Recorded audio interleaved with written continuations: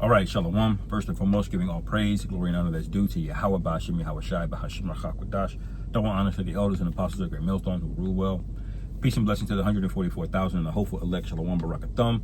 And, Esau's in trouble over there in South Africa, man. I'm watching this about these South African refugees. I don't have the video queued up, basically Trump is getting up there talking about the whites over there. They're in trouble, and he's like, oh, it wouldn't matter if they were black or they were white.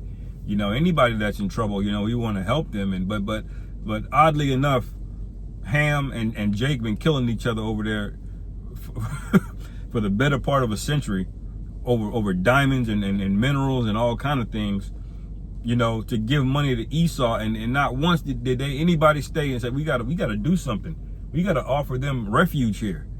But when the South Africans do it, who stole land, by the way, they need emergency citizenship. Okay, you got a waiting list on Northern Kingdom that are trying to do it legitimately here, and they just skip the line because it's a crisis over there. But see, this is the hypocrisy of it. And I was talking about that earlier in the chat with brothers, and they had some pretty good precepts. Okay,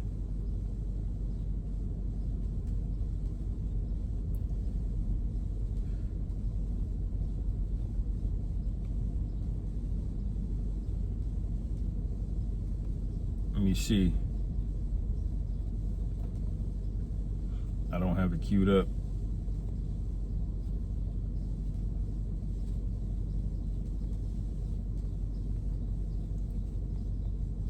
But you are out of line, man. Okay. It says, this is Exodus. Okay. Chapter 20, verse 5. It says, "Thou shalt not bow down thyself to them, nor serve them, for I am the Lord Yahweh Bashim Yahweh Shai, am a jealous power, visiting the iniquity of the fathers upon the children unto the third and fourth generation of them that hate me." All right, and the reason the brother put that in the chat is because the Lord does not care about the current generation and what they did. Okay, you're all wicked because you all benefited and profited from the fruits of theft, robbery, murder. And it's a long list of things. All right. Esau likes to say, okay, well, that was a long time ago. Well, that was till 1990. Y'all were over there in these apartheid states. Okay. And now y'all are crying, because they're getting their lick back, Y'all went over there colonizing everything. Australia, South Africa. Y'all even went in China and Hong Kong. Still got a lot of Edomites there. Okay. And what were you there for? To take things that didn't belong to you, man. That's why you were there. Okay? You weren't there because you were trying to be humanitarian. That's what Esau will have you believe. Like, oh, they were there. That woman said in the video, she said the colonizers, I'm sick of people thinking that everything about colonization was wrong. It wasn't wrong. Some things we did were good. Well, what's the net? Okay? You can say in chattel slavery, Esau gave us food to eat. That was a good thing, right? He gave us food, right? But what was the net and what was the purpose behind it? You see how crafty these devils are with their words, But that's okay. This is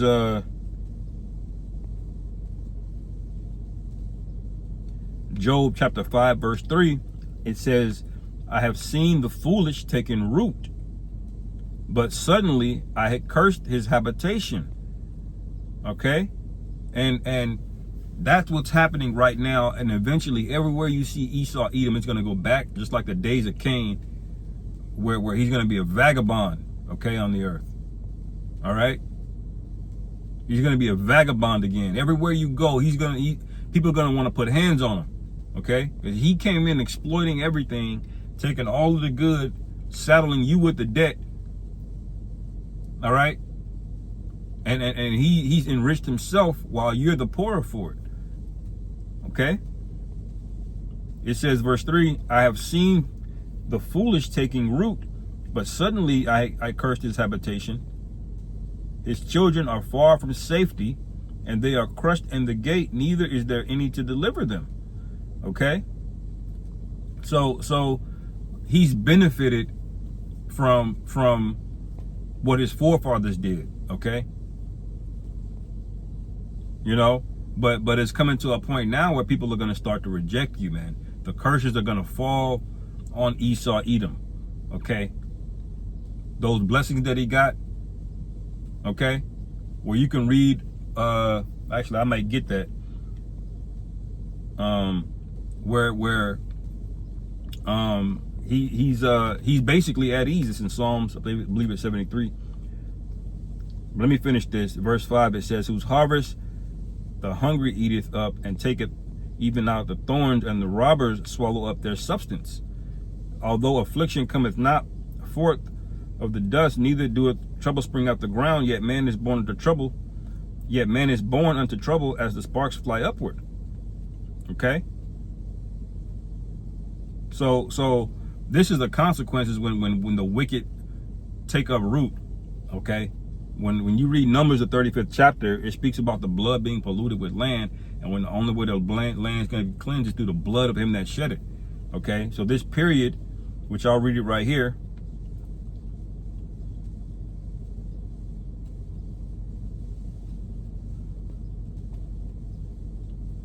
where they sought to live at the expense of everybody else.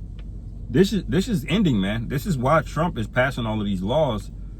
He's trying to get Esau to reproduce more again. He's paying them to have more kids. At the same time, he's unleashing law enforcement. Okay? Why is he doing that? Because they know their time is short. All right? This is Psalm 73, verse 3. For I was envious at the foolish when I saw the prosperity of the wicked. For there are no bands in their death, but their strength is firm. They were able to do this from 1948. What else happened in 1948?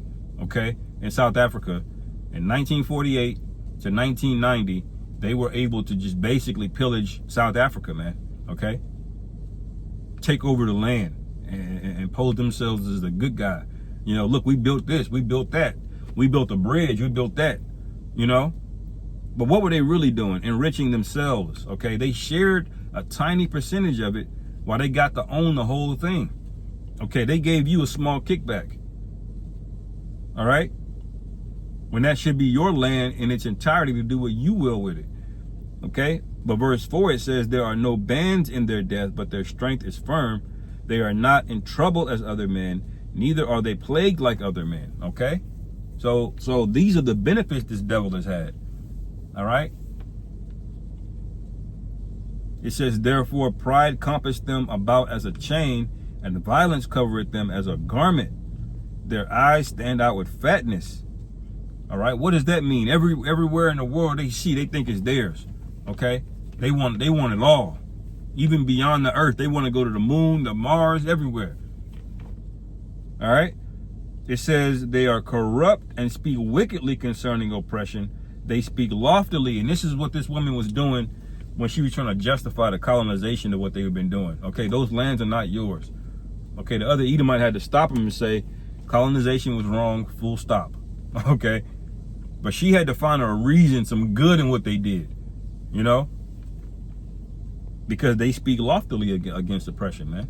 Okay, they're proud of it. Like Matt Walsh, he's proud of it, you know.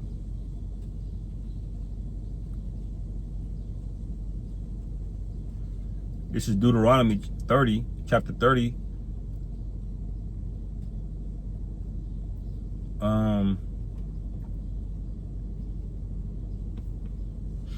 Let me see. And 7, it says, and the Lord Yahweh, thy power, will put all these curses upon thine enemies, and on them that hate thee, which persecuted thee. All right? And ultimately, the earth is ours too. So everything you did to the earth, messing up the soil, the air, the water, okay? Killing off animals, just how many animals are on the extinction list? Okay? You got an orca swimming around in circles in a swimming pool. Everything you did to the earth, the animals, you're gonna pay for it. Okay? These are the curses beginning to fall back on this guy. And let me get this and I'll end it. I'm trying to keep these shorter. All right. This is what happens when you let the wicked take root, man. The brother Tazayar brought that out in camp. It says, don't let them stand next to thee. No, that was in our lesson we did last Thursday. Okay. He said, let them sit not at thy right hand, lest he overtake thee. Okay, you can't let the wicked take root, man. You can't let them here to get a small colony. Or we're just gonna do this over. No, he's got plans to take over everything. Like again, we read it. His eyes stand out with fatness. Okay. So you cannot let this guy near anything, man. Ultimately, what you're gonna come to the conclusion is the same thing the Lord did. Okay. The reason why he was a vagabond on the earth is this guy got to be put in chains. Okay, he can't just be walking around free, because he'll find a way to rise up and do some wickedness. Okay, but this is the book of Revelation,